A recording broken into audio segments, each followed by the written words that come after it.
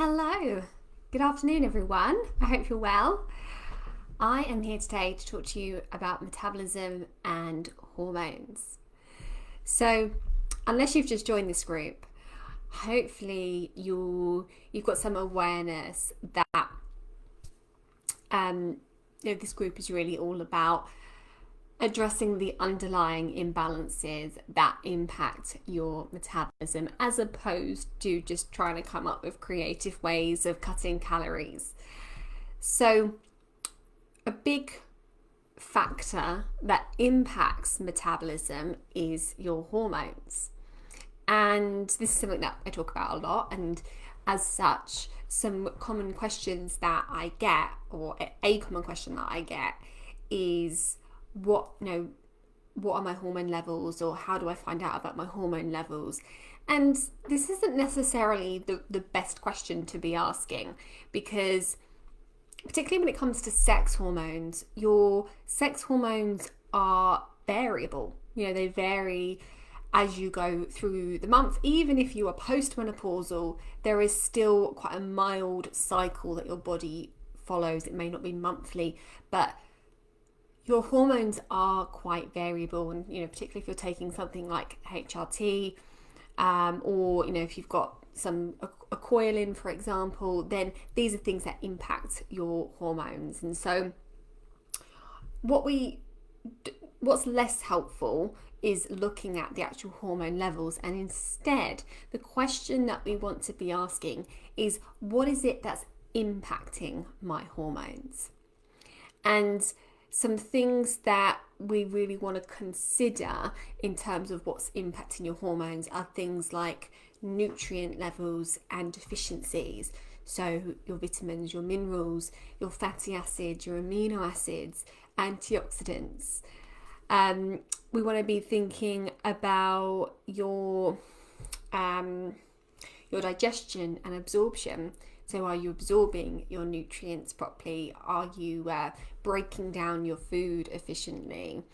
We want to be thinking about inflammation and something called oxidative stress, which is fairly similar to inflammation, as these are things that can disrupt your hormones. We want to be thinking about things like your toxic load and liver function, because these are things that impact the way that you eliminate your hormones. We want to be thinking about your gut bacteria and how regular your bowel movements are, because these are things that impact the way that we eliminate hormones. And things like sleep and stress are other factors that we want to consider as well, because these are factors that can very much disrupt your hormones as well. So there are a few areas that impact your hormones and that we want to consider when we're thinking about what can we do to improve hormone balance and therefore improve your metabolism. So in other words, what we want to do is look at, does your body have the raw materials it needs to make hormones in a balanced way? And is your body are you getting those nutrients in through your diet?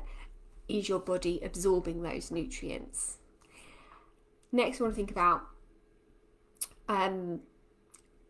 is your body activating and converting and kind of utilizing those hormones in a healthy way? So is there anything that's disrupting those hormones? So going back to the inflammation, the toxins and that kind of thing.